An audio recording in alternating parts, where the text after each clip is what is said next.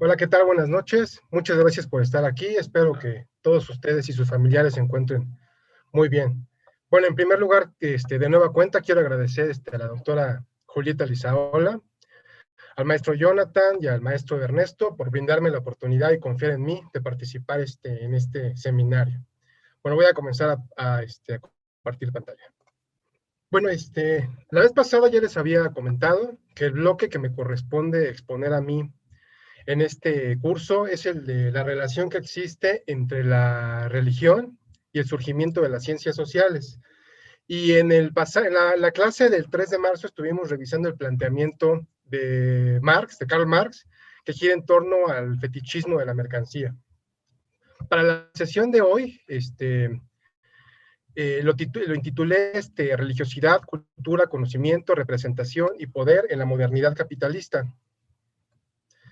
Y los objetivos de la sesión básicamente, pues continúan con nuestro hilo conductor de la sesión anterior, que corresponde al bloque que tengo que impartir, que es básicamente examinar aquellos elementos y aquellos aspectos religiosos que son constitutivos del capitalismo moderno y problematizar la narrativa evolutiva de la secularización. Ese sería como nuestro primer objetivo. El segundo sería mostrar que el conocimiento científico y religioso, lejos de ser excluyentes, coexisten y se yuxtaponen en la modernidad capitalista como procedimientos de control social. Y en ese sentido continuaríamos con la hipótesis lanzada en la primera sesión, según la cual la religión es el hilo conductor del que hay que partir para elaborar una crítica social, ¿no? O sea, para poder, como decía el maestro Ernesto, para poder elaborar o desarrollar una sociología, es necesario partir de la religión como premisa, ¿no? En ese sentido, la presente sesión está dividida en tres partes. En la primera, vamos a revisar este, lo que denominé del fetichismo de la mercancía al fetichismo político. La sesión anterior tuve que cerrarlo un tanto de manera abrupta y ya no me dio tiempo de exponer lo que era el fetichismo político. En ese sentido, vamos a comenzar con eso el día de hoy. Posteriormente vamos a examinar el planteamiento de Max Weber, que es el de racionalidad y religiosidad. Y por último, vamos a revisar el tema de la productividad política del cristianismo a partir de Michel Foucault. El objetivo central de la sesión de hoy es justamente, pues como ya les decía, hacer explícito que la religión es un elemento imprescindible para poder desarrollar una crítica social y también problematizar esta narrativa según la cual en la modernidad capitalista, las interacciones y las prácticas sociales se rigen únicamente por principios racionales y mostrar que existen numerosas técnicas y numerosos elementos que hunden de lleno sus raíces en técnicas religiosas, en conocimiento religioso, ¿no? En ese sentido voy a comenzar con la primera parte, que es el fetichismo de la mercancía, el fetichismo político, ¿no? Y pues hacer una breve recapitulación de la sesión del 3 de marzo, ¿no? Lo que estuvimos viendo en la sesión del 3 de marzo, que básicamente señalamos que el fetichismo de la mercancía, en el fetichismo de la mercancía, lo que sucede es que había una cosificación del mundo social, una cosificación de la conciencia, que hay un proceso de inversión sujeto-objeto, ¿no? En donde los productos del trabajo humano concreto, se independizan de los productores directos y aparecen como objetos independientes, completamente independientes del trabajo humano, ¿no? Explicamos esta inversión en donde el trabajo concreto, en el proceso de valorización del capitalismo, desaparece, desaparece y cuando interactuamos permanentemente con las mercancías, nunca está presente el trabajo concreto. Y es algo que se oculta, ¿no? Y en ese sentido, señalamos la modernidad capitalista, toda esta modernidad que supuestamente se desarrolla a partir de los principios de racionalidad, progreso, libertad, en realidad está gobernada por nuevos dioses como la mercancía, como el dinero, como el capital, como el plusvalor. Y en esta modernidad capitalista, el hombre es reducido a una cosa más, ¿no? ¿Por qué? Porque se oculta el trabajo del intercambio y la producción de la riqueza se le atribuyen solo los capitalistas.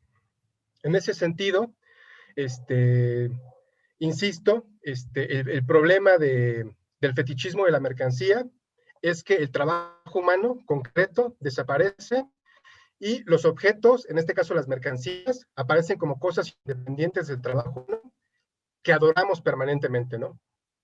Y también una cosa que es importante señalar, que Marx enfatiza en el texto, en ese pasaje del fetichismo de la mercancía, es que en las sociedades previas, en las sociedades patriarcales, en las sociedades esclavistas, si bien sufrían formas de dominación distintas y formas de opresión muy violentas, no había una separación entre el trabajador y el producto del trabajo, ¿no? En ese sentido, enfatizamos la sesión anterior que para la conciencia, las relaciones sociales y las interacciones sociales eran mucho más transparentes en las sociedades previas. Y paradójicamente, la modernidad capitalista es una sociedad mucho más supersticiosa, una sociedad en donde las relaciones sociales encubren muchas más cosas que en las sociedades previas, ¿no? Y supuestamente generalmente se piensa que es a la inversa. En ese sentido, al final les señalé que este fenómeno del fetichismo de la mercancía, los científicos sociales lo habían llevado a otros ámbitos, solamente al ámbito de la economía. Concluí la sesión con el fetichismo político, ¿no? Señalando que el fetichismo de la mercancía, esta forma de fetichización de la sociedad, también está presente en el ámbito de la política, ¿no? Y en ese sentido, me baso en este texto que acaba de salir, que se llama Los pocos y los mejores, localización y crítica del fetichismo político, de un sociólogo y filósofo que se llama José Luis Moreno Pestaña, particularmente en el segundo capítulo, en donde él retoma el planteamiento del fetichismo de la mercancía para cuestionar, o más bien para explicar cómo ese planteamiento puede ser utilizado para explicar cómo se llevan a cabo las actividades políticas en la modernidad. En ese sentido es importante partir que la democracia, las prácticas democráticas, la manera en que se lleva a cabo la política en el espacio público moderno, generalmente se apoya en consideraciones ancladas en el orden del conocimiento, ¿no? Existen mediaciones políticas, institucionales para la participación política. Nosotros cuando queremos participar políticamente, generalmente nos encontramos con distintas mediaciones sociales, institucionales. Desde el momento en que queremos participar en una asamblea o en un espacio público, siempre hay distintas mediaciones en donde existen ciertos agentes especializados que se encargan de tomar la palabra y de coordinar y dirigir la discusión del espacio público y de emitir demandas y de organizar la vida política, nuestra vida política, ¿no? En ese sentido, este sociólogo, Moreno Pestaña, señala que para la participación existen ciertas condiciones de posibilidad para la participación política, ¿no? Y en ese sentido retoma uno de los planteamientos del filósofo alemán Marcuse, ¿no? Y dice que retoma el concepto que denomina represión necesaria, ¿no?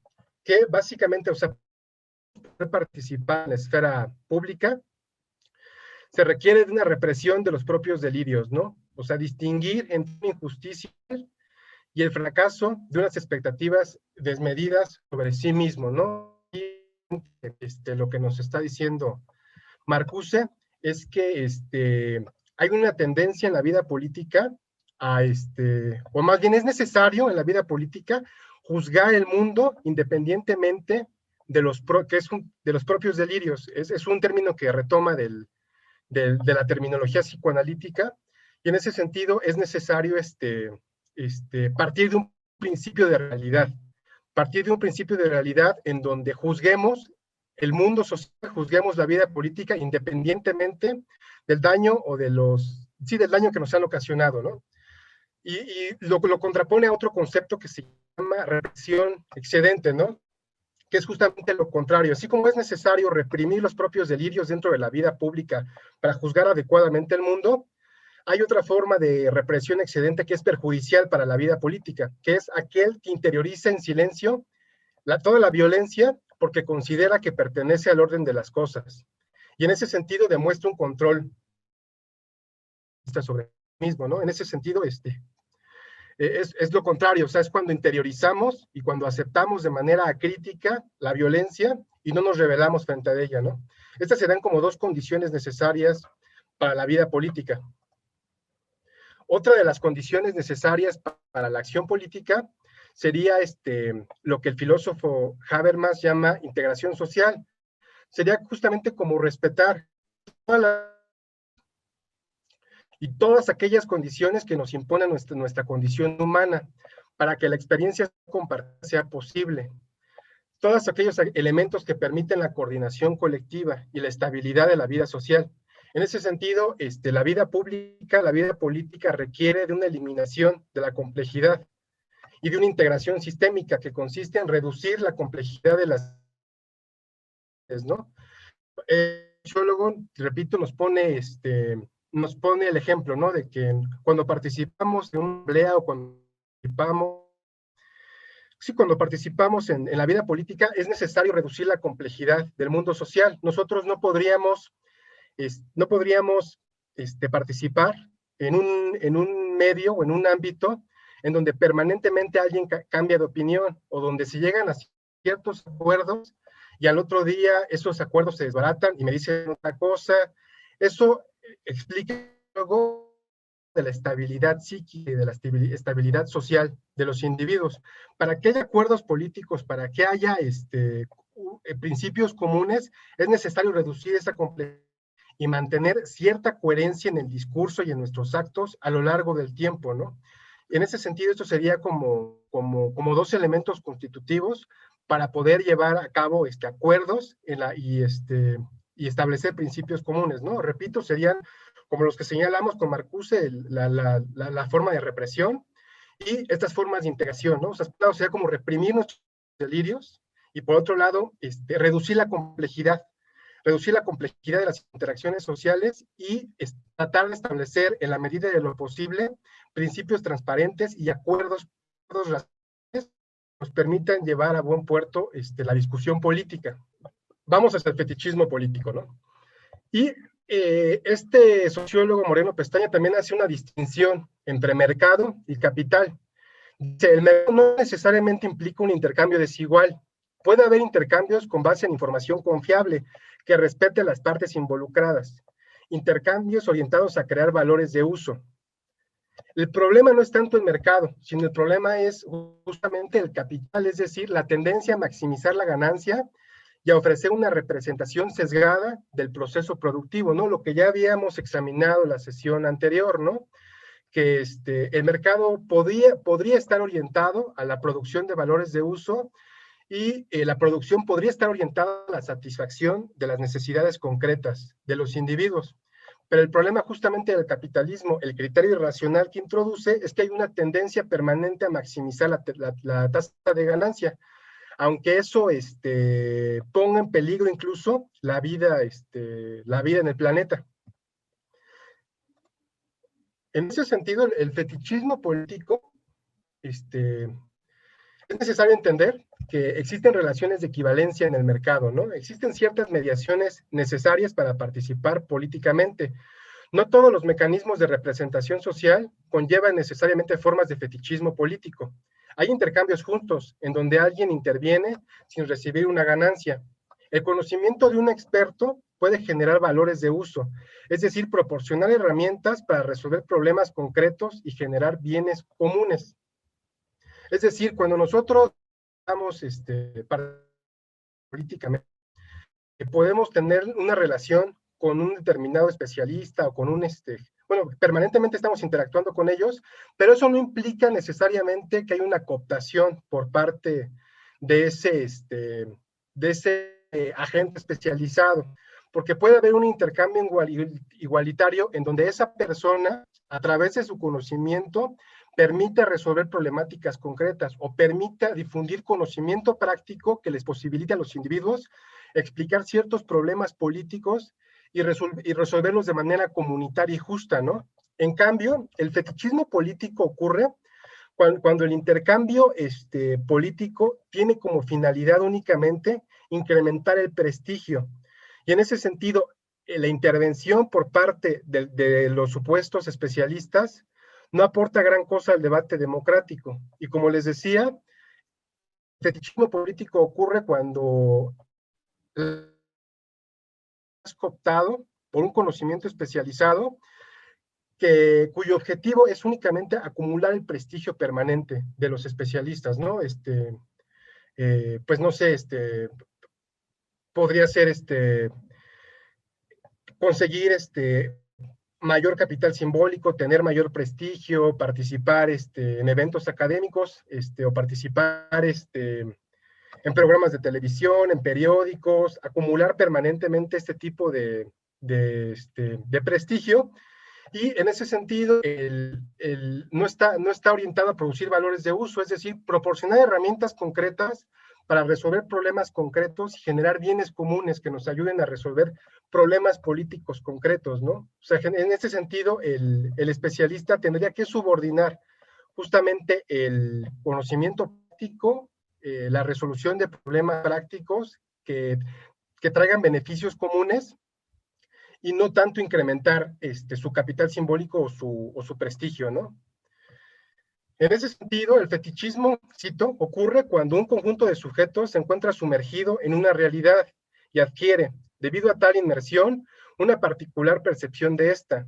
En ella destaca la ausencia de opciones, ¿no? Y prosigue Moreno Pestaña. El mundo del fetichismo arrasa la imaginación con fundamentos en las cosas, aquella que podría ofrecer alternativas viables, otras mediaciones secundarias que no impiden nuestra supervivencia y que actualizan otra manera de coordinarnos. En suma, el fetichismo político acontece cuando el debate de la esfera pública se reduce a una lógica de acumulación de prestigio por parte de los especialistas y las posibilidades políticas ocultan el espacio de lo posible, ¿no? O sea, hay una cancelación del debate público y las posibilidades políticas, la imaginación política se cancela y todo el debate público queda con relaciones de fuerza que existen entre los distintos especialistas y entre todos aquellos que detentan el monopolio de la representación. Y en ese sentido puede ser entendido este fetichismo político bajo los mismos principios que el fetichismo de la mercancía, ¿no? Así como el fetichismo de la mercancía nos oculta el trabajo concreto de los sujetos, el fetichismo político cancela la participación política y queda cooptada la esfera pública en una lógica de acumulación de prestigio, de acumulación de prestigio. Ahora bien, ¿cómo salir del fetichismo político, no? Y aquí es como es algo importante que hay que señalar. Este mismo autor escribió un texto que salió recientemente que se llama Retorno a Atenas, en donde justamente cuestiona como toda la visión tecnocrática de la política, ¿no? Y lo contrapone con la manera en la cual los griegos utilizaban el sorteo. Y en ese sentido dice, en los griegos no hay una ciencia en el sentido moderno de la política ni de las acciones humanas. La visión religiosa de los griegos asume que el azar existe y por lo tanto se aleja de la visión moderna, según la cual debe haber una solución puramente técnica, designada por un especialista de los problemas políticos y sociales. En ese sentido, la tragedia griega nos enseña que nunca existe una plena coincidencia entre nuestras intenciones y los efectos de nuestras acciones. Y lo político es mucho más impredecible de lo que nuestras certezas racionales nos inclinan a pensar. En la sesión anterior habíamos señalado que en el planteamiento de Marx había como un ideal de superar completamente el velo religioso y alcanzar una fase de la historia en donde todas las relaciones sociales iban a ser completamente transparentes y completamente racionales. Y en ese sentido, la economía iba a estar completamente subordinada a un principio racional. Hay algunos autores que han cuestionado este tipo de planteamientos y justamente han enfatizado que no es posible en las prácticas sociales prescindir de la superstición y que en ese sentido la vida social está impregnada de cierto exceso de significación que imposibilita prescindir de una visión religiosa, ¿no? Y en ese sentido es interesante lo que señala este autor, ¿no? Más que plantear oponer el fetichismo de la mercancía y el fetichismo político a una forma de política racional, sería más bien como buscar o recurrir a ciertas visiones religiosas, por ejemplo, la de los griegos, la de la tragedia griega, en donde se asume que el azar es un elemento constitutivo de la vida social y que en política no hay un conocimiento especializado, no hay verdad en política solamente hay opiniones. Y en ese sentido, todos podemos participar políticamente. Y hay ciertas funciones políticas que pueden ser desempeñadas por sujetos comunes y corrientes que no necesariamente están involucrados en un conocimiento especializado. Y esto justamente ayudaría como a democratizar el espacio público y, y de cierta forma evitar toda esta tendencia a relacionarnos tanto económicamente como políticamente a partir de los principios cosificantes, a partir de los principios fetichistas. Eso es en términos generales lo que quería complementar del fetichismo político, que quedó como pendiente la sesión anterior. Ahora bien, en esta segunda parte, que corresponde ya al texto que les dejé para el día de hoy, que le puse racionalidad capitalista y religiosidad en Max Weber,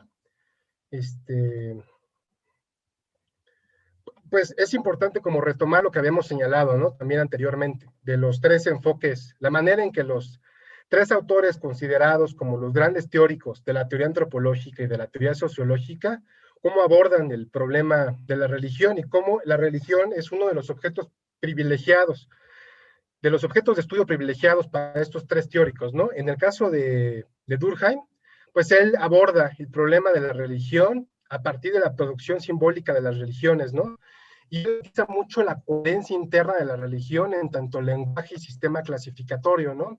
No sé si ustedes conozcan, si hayan leído algo de antropología, ¿no? Pero, por ejemplo, todos estos trabajos que se derivan de Levi-Brühl, de Levi-Strauss, hunden de lleno sus raíces en este planteamiento de Durkheim, el cual enfatiza mucho las funciones cognitivas de la religión y cómo, y sobre todo también los aspectos lógicos y cognitivos de la religión en tanto sistema clasificatorio, ¿no? O sea, por ejemplo, la manera en que Levi-Strauss analiza el totemismo y cómo todos estos principios clasificatorios cumplen una función lógica, ¿no?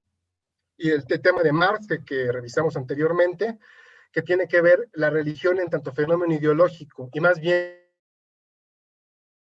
a partir de las funciones políticas, las funciones políticas se cumple la religión, y la religión en tanto fenómeno ideológico, ¿no? Y en el caso de Max Weber, que él analiza más bien la religión en tanto una forma de etos, y como más bien como una condición estructural del capitalismo. Y Weber enfatiza mucho la cuestión de la autonomía del discurso religioso, ¿no? Que es como lo que vamos a ver a continuación.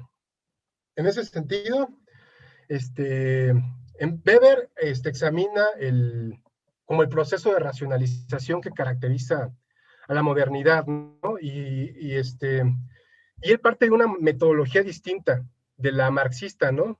Él explica el capitalismo a partir de una racionalidad fragmentaria y no totalizante. ¿Qué quiere decir esto? Para Marx, en general para el marxismo, ellos explican el capitalismo como un todo, como un todo que se relaciona directamente con la economía y que tiene una lógica que abarca la totalidad del espacio social y que esa lógica está directamente circunscrita al funcionamiento del modo de producción.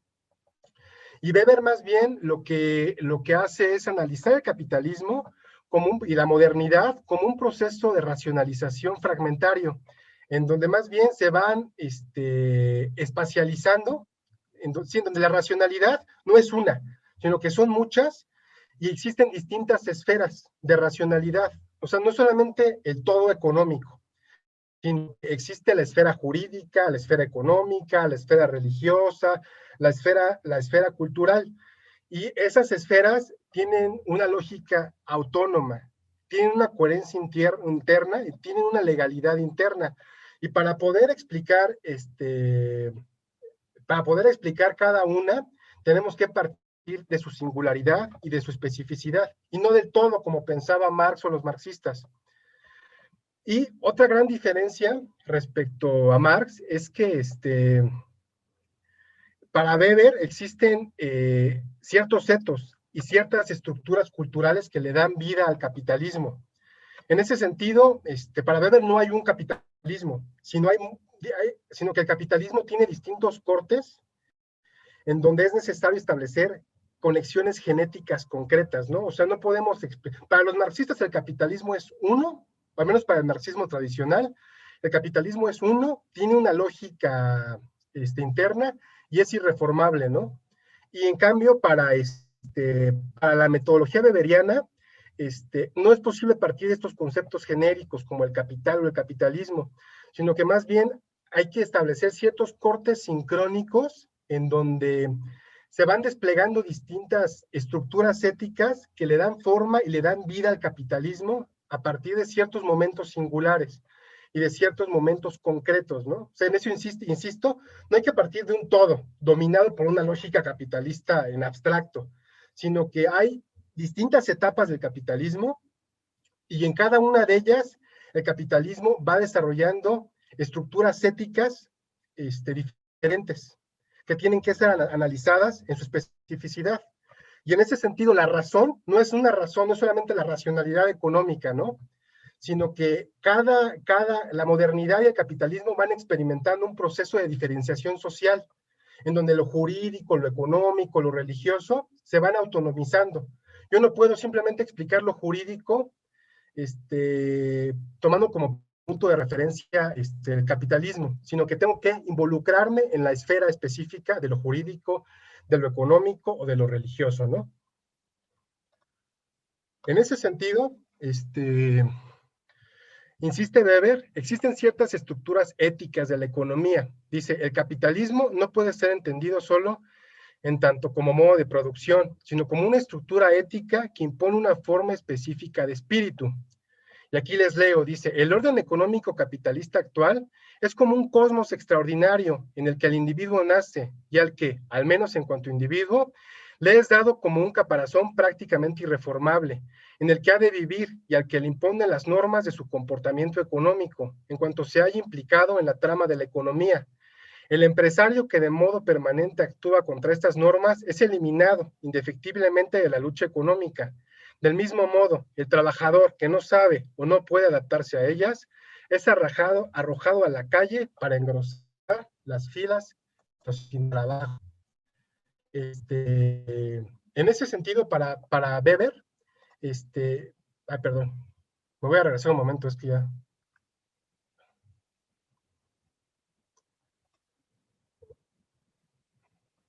Perdón, hay una crítica en este sentido al materialismo histórico tradicional, porque según Weber las ideas no son reflejos o superestructuras de la realidad, sino disposiciones éticas que se materializan en un modo específico de actuar. Dice, en efecto, más tarde nos referiremos a la idea de un materialismo histórico ingenuo, para el cual las ideas son reflejos o superestructuras de situaciones económicas en la vida. En ese sentido, lo que enfatiza el planteamiento weberiano es que no existe todas estas disposiciones hacia el trabajo, hacia el cálculo racional, esta tendencia inherente al capitalismo, incrementar permanentemente la tasa de ganancia, no es un a priori que esté inscrito de manera natural en los individuos, sino que son creados por ciertas disposiciones éticas a partir de la cultura. En ese sentido, Weber es un autor que, a diferencia del marxismo, que parte de cierta forma como desde una concepción antropológica del trabajo, como si el trabajo fuera una disposición inherente al sujeto, más bien lo que enfatiza Weber es que esa disposición es construida históricamente, construida institucionalmente y creada a partir de la cultura. en ese sentido les leo, dice, el capitalismo no puede utilizar como trabajador al representante práctico así como tampoco puede usar, como enseñaba Franklin, al hombre de negocios que no sabe guardar la apariencia, al menos de escrupulosidad. En ese sentido, el principal enemigo del capitalismo para poder instaurar una ética capitalista es lo que Weber denomina tradicionalismo. En ese sentido, les repito, esta disposición al cálculo racional y esta disposición a incrementar permanentemente la tasa de ganancia no es una disposición natural en los sujetos, sino que tiene que ser creada permanentemente. Y a juicio de Weber, las religiones han jugado históricamente un papel muy importante en este aspecto, porque hay una conexión interna entre ciertas disposiciones éticas que la religión interioriza en los sujetos y ciertas formas de pensamiento económico. En ese sentido, para Weber, el principal obstáculo para el etos capitalista, pues es el tradicionalismo. ¿Y qué es el tradicionalismo? Dice, pues es una disposición ética que se limita a satisfacer necesidades elementales y no se rige por la acumulación de la ganancia. Dice, en efecto, lo que el hombre quiere por naturaleza no es ganar más y más dinero, sino vivir pura y simplemente, como siempre ha vivido, y ganar lo necesario para seguir viviendo, ¿no? En ese sentido, Weber señala que la tendencia natural en los sujetos es simplemente trabajar para tener lo necesario. Él pone en estas primeras páginas del texto que les dejé, él, él pone varios ejemplos donde los capitalistas implementan distintos mecanismos para tratar de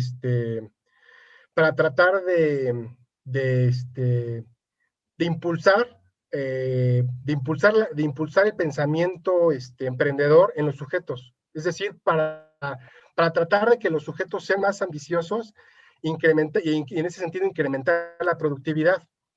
Dice, en ese sentido, si se estimulan los salarios, el trabajador solo trabaja lo necesario para obtener la misma ganancia.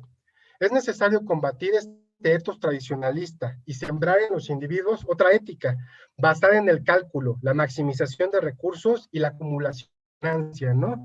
Es decir, les repito, porque es importante entenderlo, la tendencia natural que Weber detecta es que los sujetos simplemente trabajan para satisfacer sus necesidades. Si se les, si se implementan distintos mecanismos para que produzcan más, ellos de todos modos van a trabajar lo necesario para ganar lo mismo, porque esa es la tendencia natural a juicio de Weber.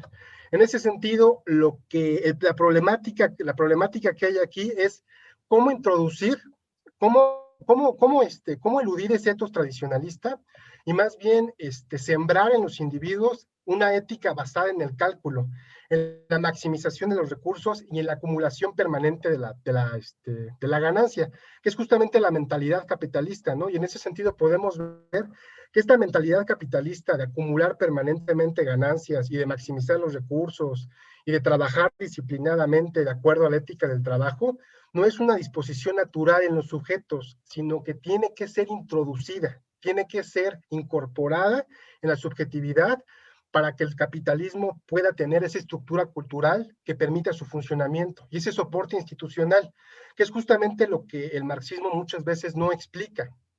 Y en ese sentido, para Weber, la religión juega un papel fundamental en esta problemática que estoy enunciando. En ese sentido, ¿cómo llevar a cabo la transición del etos tradicionalista al etos capitalista, ¿no? Como decíamos, no existe una inclinación capitalista natural en los individuos, sino que tiene que ser creada.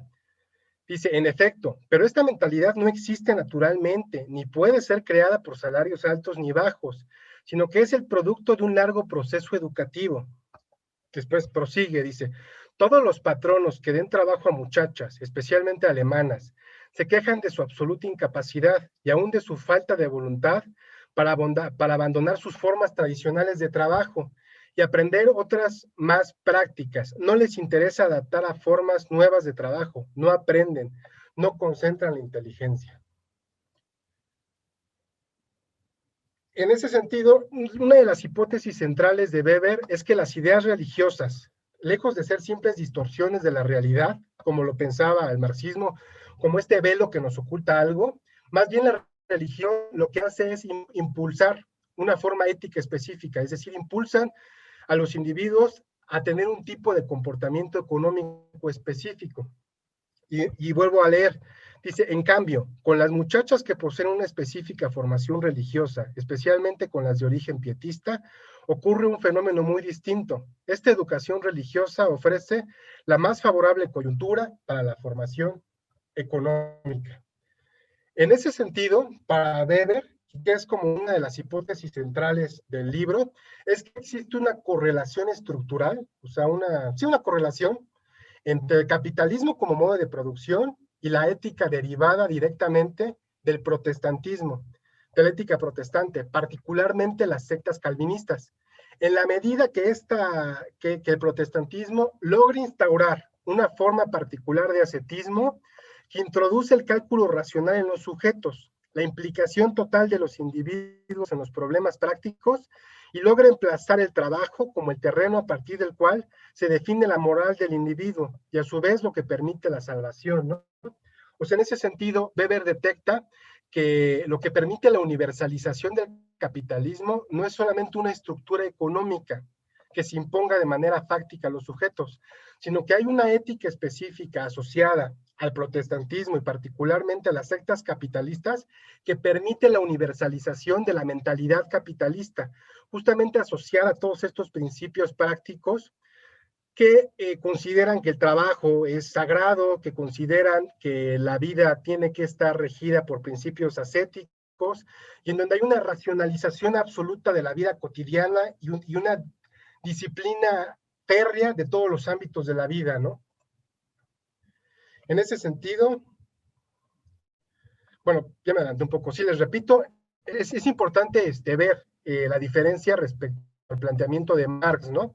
Porque en el planteamiento de Marx habíamos visto que la religión era un velo que ocultaba el proceso productivo y que ocultaba el trabajo concreto de las personas. Y aquí Weber nos está diciendo que no, que la religión no es un velo, sino que la religión es algo que más bien se produce prácticas concretas, produce disposiciones éticas concretas que posibilitan el funcionamiento del capitalismo. Y en ese sentido, él sostiene que es la ética protestante la que posibilita la creación de toda esta nueva mentalidad asociada al cálculo racional, a la racionalización de la vida cotidiana y, y a la disciplina asociada al trabajo. En ese sentido, ¿cuáles son las características del etos capitalista durante, durante la industria? Y aquí retomo unos puntos enumerados por el filósofo Francisco Vázquez García. El etos capitalista se caracteriza por una disposición heroica sobre el presente, que trasciende el tradicionalismo, ¿no? O sea, lo que decíamos, toda esta tendencia del etos tradicionalista a simplemente satisfacer las necesidades y trabajar únicamente para lo necesario, se destruye. Y se introduce justamente todas estas nociones en donde tiene que haber riesgo, en donde no puede haber seguridad, no puede haber seguridad de nada y tiene que haber un riesgo permanente y un principio de innovación permanente y una especulación permanente acerca del futuro, ¿no?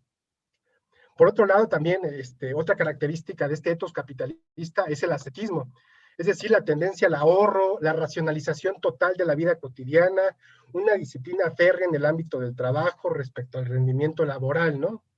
Que son como los principios ascéticos que Weber enuncia. Y por último, la creencia en el progreso ilimitado del capitalismo, ¿no? O sea, la idea de que el capitalismo puede experimentar un desarrollo óptimo indefinido y que puede haber un crecimiento ilimitado de la riqueza, ¿no? Esos son como las tres características que definen la mentalidad capitalista. Y yo les insisto mucho que es muy importante ver el contraste respecto al planteamiento de los marxistas y de Marx, ¿no? Para Weber, la religión produce una estructura ética que se interioriza en los sujetos y que no está dada de antemano, sino que tiene que ser creada a través de instituciones. Y en ese sentido, la ética justamente lo que posibilitó la universalización de la mentalidad capitalista. Ahora bien, ¿cuáles son las consecuencias negativas de la imposición violenta de la racionalidad capitalista? Obviamente, no todos los individuos logran adaptarse, ni se encuentran en condiciones de asimilar e interiorizar el etos capitalista. Los individuos se quedan fuera y que no pueden justamente como interiorizar toda esta racionalidad ligada al cálculo, pues encontramos individuos desconectados totalmente de sus estructuras comunitarias, que son condenados a la vagancia. Justamente en este periodo industrial del capitalismo aparecen los primeros casos de esquizofrenia en el mundo industrializado, justamente en donde los primeros casos de esquizofrenia son detectados en campesinos completamente desvinculados de sus comunidades tradicionales, que son literalmente arrojados a la vagancia porque no tenían las condiciones para adaptarse a toda esta racionalidad emprendedora y toda esta racionalidad ligada al cálculo que el capitalismo requiere, ¿no? O sea, que seguían rigiéndose por un etos tradicionalista ligado a una estructura comunitaria. Ahora bien, ¿cuál es la productividad del modelo weberiano? Perdón. Este, Justamente como les decía, desde la metodología de Weber es importante examinar el capitalismo a partir de cortes sincrónicos, tomando como punto de referencia cómo van cambiando estas estructuras éticas, estos etos que les venía señalando. Por un lado, está el etos capitalista clásico de la pequeña industria, que fue el que ya describí. Posteriormente, este etos cambia, ¿no? Hay un etos del Estado social en el periodo del capitalismo que va del 1930 a 1960, en donde básicamente este etos se caracteriza por el propietario individual. Dice, el propietario individual cede su lugar a la agencia de estructuras burocráticas despersonalizadas, que lejos de impulsar el riesgo individual, priorizan la seguridad social de los trabajadores, ¿no? Es como toda la estructura ética ligada al keynesianismo, ¿no? En donde se tratan como de establecer ciertos dispositivos de seguridad social que permitan como paliar las desigualdades en el capitalismo, ¿no? Y por otro lado también está el etos neoliberal, ¿no? En donde justamente toda esta disciplina fordista se diluye, los derechos sociales sufren un proceso de precarización y ahora más bien se privilegia la creatividad de los individuos, el trabajo flexible a corto plazo y estructurado en red. Y en ese sentido es muy importante tomar en cuenta la diferencia respecto al modelo marxista, ¿no? Como les decía, el marxismo explica el capitalismo como un todo, atravesado por una sola lógica, la lógica del capital. Y más bien lo que intenta el planteamiento weberiano es atender la singularidad de cada etapa del capitalismo y hacer explícitas cuáles son las estructuras éticas que permiten la conformación de la fuerza de trabajo, ¿no? Que muchas veces desde la visión marxista no se explica. Y les vuelvo a insistir, para Weber la religión juega un papel fundamental en ese ámbito, porque hay una correlación entre el pensamiento económico y ciertas formas de religión. O sea, Weber estudió mucho cuáles eran justamente las afinidades entre la ética y la economía. Eso fue la parte que corresponde a Weber. Ahora voy con lo que denominé Foucault y la productividad política del cristianismo. Foucault es otro de los grandes filósofos y científicos sociales que han como generado una influencia muy importante en la filosofía y en las ciencias sociales actuales. Y coincide mucho con el planteamiento de Weber en numerosos aspectos. Al igual que Weber, considera que la modernidad tiene que ser examinada en clave fragmentaria, ¿no? Dice, la racionalidad no es una, sino que se espacializa en distintos campos de acción y distintos discursos, ¿no? Y también para Foucault, los discursos, lejos de ser reflejos, como los considera el marxismo, más bien orientan la racionalidad práctica de los sujetos, ¿no? O sea, también para Foucault también la racionalidad se va fragmentando en espacios concretos, ¿no? Lo jurídico, lo económico, lo cultural, el conocimiento se va fragmentando en distintas esferas que no pueden ser explicadas como un todo.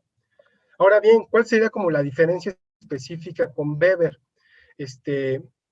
La diferencia de Foucault con Weber es que para Foucault la racionalidad no está ligada a los sujetos concretos, ¿no? O sea, para Weber, la razón está ligada a la ética del sujeto concreto, del sujeto empírico concreto.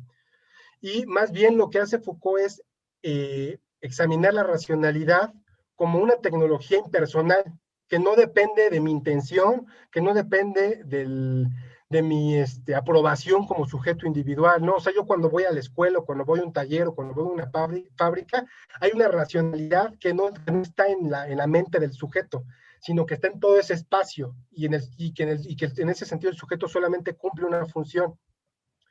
Y en ese sentido también para Foucault hay una relación entre saber y poder, ¿no? Existen ciertos saberes que son pretendidamente científicos que cumplen funciones políticas, ¿no? La hipótesis de lectura que queremos desarrollar a continuación es que es esta que retomo de un intérprete de Foucault que se llama Skornicki, y básicamente enfatiza como los orígenes, la, los orígenes religiosos de la biopolítica, ¿no? Dice la productividad política del cristianismo a lo largo de la historia. Y leo, dice, de este modo, el retroceso de la Iglesia como institución no marca ni el achatamiento de lo religioso sobre lo político, ni la espiritualización de lo político, sino el desbordamiento de los dispositivos cristianos al margen de la comunidad de fieles, e independientemente del clero, llamados a circular capitalmente por el cuerpo social. Es decir, siguiendo la hipótesis de nuestro bloque de trabajo, quiero mostrar que justamente Foucault cuestiona todo este relato ligado a la secularización, en donde hay una separación tajante entre lo religioso y lo político en la modernidad, y más bien que el funcionamiento político de las instituciones en la modernidad están relacionadas con ciertas técnicas que proceden del ámbito religioso y particularmente del cristianismo, ¿no?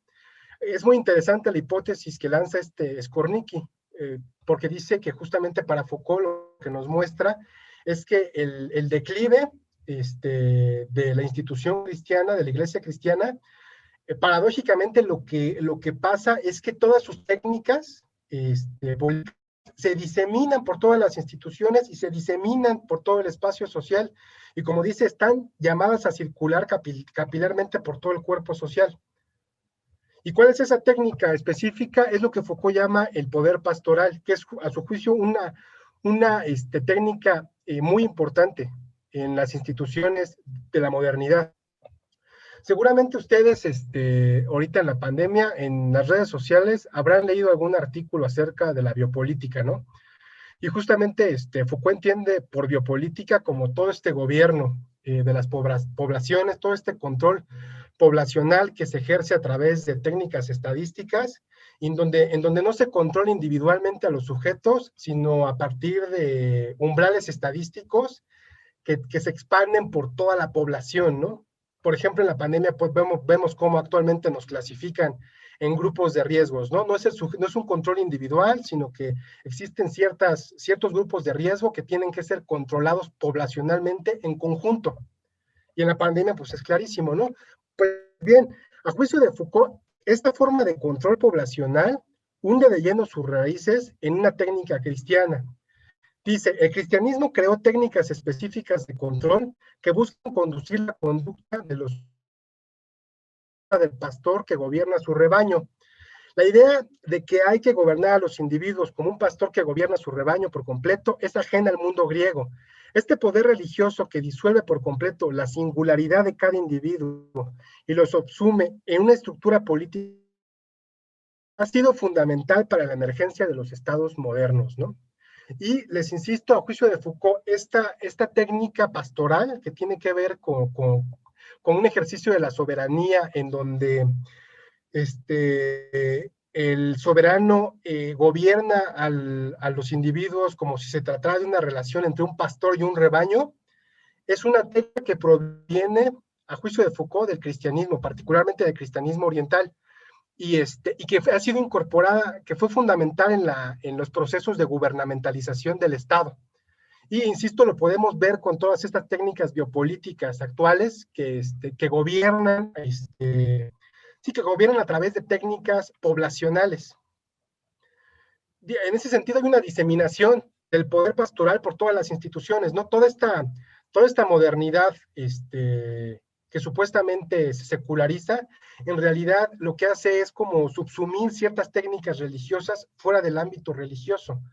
Dice, el Estado moderno incorpora las técnicas de conducción de conducta del cristianismo para ejercer el control sobre los individuos, tanto en el ámbito disciplinario como en el biopolítico, ¿no? O sea, en las escuelas, en los talleres, en las fábricas, hay una diseminación de las técnicas cristianas, ligadas, por ejemplo, a ejercicios específicos como la confesión, el examen, y que son incorporadas por las instituciones. A su juicio, Foucault, estas técnicas también son introducidas por los partidos fascistas y estalinistas, ¿no? En donde justamente operan como instituciones totales, en donde la individualidad de los sujetos es abolida y subordinada a un control total por parte de los dirigentes.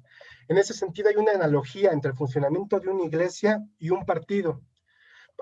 Por ejemplo, es interesante, ¿no? Porque el maestro Ernesto nos decía, ¿no? Lo que sucedía, el peligro que sucedía, el peligro de que estas ideas del darwinismo fueran extrapoladas al ámbito social, ¿no? Con todas las consecuencias nefastas que esto tenía, ¿no? Y aquí podemos ver un ejemplo similar, ¿no? O sea, ¿qué pasa cuando las técnicas específicamente religiosas justamente se desbordan de su utilización originaria y son incorporadas dentro de otros ámbitos externos a esas prácticas específicamente religiosas? Y a juicio de Foucault, lo que sucede es que el cristianismo se volvió una forma, una técnica, una máquina de control voraz. En ese sentido, hay una diseminación del poder pastoral, incluso, por ejemplo, en la gubernamentalidad neoliberal, en donde lo podemos ver, por ejemplo, a partir de la verbalización y la confesión de las emociones que acompañan a la figura del emprendedor, ¿no? O sea, una de las características del neoliberalismo es justamente la figura del empresario de sí, en donde el sujeto tiene que administrarse y orientarse a partir justamente de un cálculo racional de los riesgos y maximizar permanentemente todos sus recursos. Y esta autora, Eva Yu, ha señalado que toda esa figura va acompañada de narrativas emocionales, en donde el sujeto permanentemente narra formas de sufrimiento, aspectos ligados a las emociones, ¿no? No sé si ustedes vieron este video que estuvo circulando de Samuel García, ¿no? En donde el señor nos narraba cómo durante su adolescencia acudía a los campos de golf y lo que dijo, ¿no? El señor Y, pero es un ejemplo interesante de cómo hay ciertos aspectos emotivos ligados a esta figura del emprendedor, en donde los sujetos narran cómo empiezan desde abajo y superan todos esos obstáculos que se le van presentando y se alcanza el éxito profesional, ¿no? Por ejemplo, en el deporte es muy claro esto, cómo generalmente los deportistas narran cómo vivían en barrios marginales, pasaron situaciones muy difíciles y llegaron a la élite del deporte, ¿no? Pues bueno, a juicio de Foucault, esto tiene que ver justamente con que todavía en nuestra cultura política están presentes técnicas que hunden de lleno sus raíces en el poder pastoral y que tienen que ver con todas estas técnicas de confesión en donde se conduce la conducta de los sujetos a través de esas técnicas específicas. En ese Perdón sentido, que te moleste, te quedan unos 5 minutitos. Ah, perfecto. Sí, voy con las consideraciones finales ya. Gracias, disculpa. No te preocupes, gracias a ti. Bueno, con el planteamiento del fetichismo, tanto de la sesión anterior como en esta, vimos, ¿no?, que la sociología ha mostrado que tanto nuestra experiencia económica como política al interior en el espacio público moderno está mediada por la figura del fetichismo. En ese sentido, este planteamiento del fetichismo, pues es el modelo marxista, ¿no?, que justamente enfatiza como las funciones ideológicas de la religión. Es decir, la religión nos oculta cosas. Es un velo que nos oculta el funcionamiento efectivo de la producción y oculta el trabajo. Ese fue el primer modelo que pudimos aislar a partir de lo que explicamos. Por otro lado está el modelo de Weber, que también ya vimos, en donde justamente analiza la relación entre ciertas prácticas y la emergencia de las disposiciones éticas que hicieron posible la emergencia y la universalización del capitalismo, creación del cálculo racional y fin del etos tradicionalista. En ese sentido, Weber enfatiza la cuestión de la autonomía de la religión, ¿no? O sea, la religión no es simplemente un reflejo de lo económico, sino que tiene una coherencia interna, tiene una autonomía interna que produce una estructura ética específica que se vincula con cierta forma de pensamiento económico y que es muy distinto al planteamiento marxista. Y también en el caso de Foucault, pues él lo que nos está diciendo es que lejos de desaparecer durante el proceso de secularización, hay una eclosión y una diseminación indefinida de los dispositivos cristianos como técnicas de poder por toda la cultura. De igual que Weber, Foucault reconoce que el discurso religioso posee una coherencia interna y es productor de prácticas sociales, ¿no? En ese sentido podemos como contraponer dos modelos. El modelo del fetichismo, que considera la religión como un velo que nos oculta cosas, y el modelo ofrecido tanto por Weber como por Foucault, que más bien advierten sobre el carácter de la religión, la manera en que tiene estudiada por sí misma y produce prácticas sociales y no tanto oculta cosas. Y pues por último también podríamos pues como lanzar la sugerencia de que es necesario someter un examen crítico, la idea de que el mundo social en la modernidad capitalista se rige únicamente por principios racionales y científicos. Como han mostrado las ciencias sociales, que revisamos, en la modernidad capitalista, lejos de ser puramente secular, están presentes numerosos elementos y técnicas de poder que hunden de lleno sus raíces en las técnicas religiosas, ¿no? Pues lo que también comentamos con Marx, ¿no? Que Marx considera que justamente que si bien es un autor ilustrado que aspira como a superar el velo religioso, pues considera que la sociedad moderna capitalista es una sociedad más supersticiosa que las sociedades previas y es una sociedad que se relaciona con fetiches permanentemente, ¿no? Como decía, como mencioné en la sesión anterior, hay más superstición en un banco que en una catedral gótica, ¿no? Y pues enfatizar lo que mencionamos al principio y que es la hipótesis central de nuestra, que, que es que hay que tomar la religión como, como un hilo conductor para poder elaborar una crítica social y para poder desarrollar una sociología, ¿no? O sea, a partir de la religión como premisa para poder estudiar las prácticas sociales. Todo. Muchas gracias por escuchar.